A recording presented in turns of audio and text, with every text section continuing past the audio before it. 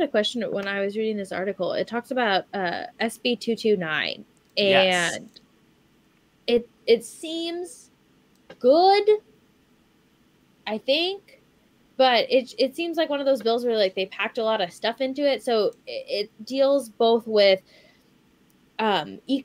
unequalizing the funding from charter schools to public schools, and then it also has something to do with like marijuana taxes and like subsidizing schools lack of funding from their local governments. So it just seems like really two things that shouldn't be in the same bill but yet somehow are in the same bill. And so I was wondering, Allison, question time. I wish I had a buzzer to be like question. But I would love for you to go into more depth about that. Sure. And also just to mention, like, that they have the Democrats did put in a thing about eliminating the grocery sales tax, which is great. And if there is enough money in the budget, that is a very solid tax cut. So on this Senate Bill 229, so what it looks like this does is there's a lot of discussion about equalizing funding between districts. So the way school funding works in Oklahoma is we have a funding formula that does like a decent job of all that. The issue is that much of our funding is based on property taxes, which are wildly unequal. So that means wealthier neighborhoods and communities have a lot more local tax that they're able to draw from, because state funding tends to ride the wave. Like, it goes up and down a lot of times with oil and gas taxes, but also just income and other taxes. Property taxes tend to be much more stable on the long term. So communities that have a high amount of property tax tend to have more funding, tend to be more stable. They also have the ability to, pass more bonds, bigger bonds. So they're able to build nicer buildings, put in more technology, do other stuff that helps defray costs that maybe lower income districts end up having to pay out of pocket for. Hopefully that's not overly complicated. What 229 does, from reading it, is tries to redirect some amount of medical marijuana tax to address that. And the issue I have with this is, well, first let me just preface it by saying all taxes are good. Like, they all serve a purpose. Pretty much every tax is decent in some way as long as you're spending it on things that society actually needs, like food, housing, healthcare, education, stuff like that.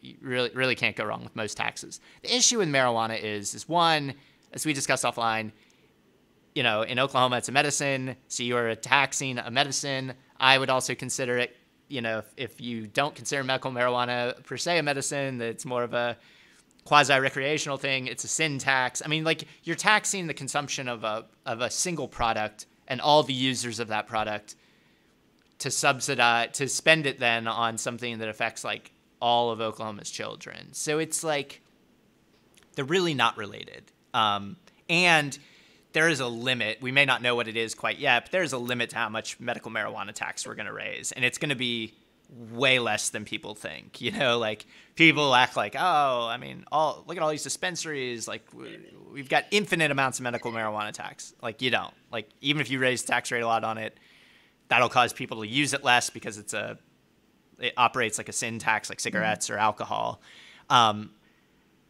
So you can raise the taxes, but eventually it starts curtailing demand for that product. Anyway, they don't raise as much money as people think, and so it's really hard to use those taxes to fund like universal goods. So that's why education is typically funded by property taxes or, broader taxes that everybody pays, because it's just a big operation. So I am very skeptical this will get anything done. I definitely don't think it's going to equalize anything between districts, because it's just not going to generate enough revenue to do so. But it's taking like two popular things, taxing marijuana and funding education, and like putting them together. So it's like, it's very politically expedient. I just don't think it's going to do anything of like what they're saying it will do, if that makes sense. Yeah. Well, and I just think it's interesting because it's like you brought up the fact that like marijuana is legalized in Oklahoma because it is a medicine, and like we're taxing medications, and the people who have used marijuana in the past have been, very differently proportioned, people of color and things like that, then, the greater sense of Oklahoma. So it's like, who are we taxing for this, right? Are we taxing people who are sick, who are epileptic, who have anxiety disorders, things like that, for these like general things? And as you were talking about, this is a tax that kind of goes like this versus those property taxes that are really steady. So it's like, if we're going to provide funding to schools need to know that this money is going to be there year after year for quite some time, versus being like boing, boing, boing, boing, bouncing up and down with like the economy and, what people are feeling like, what they need, and things like that. So it's just really interesting.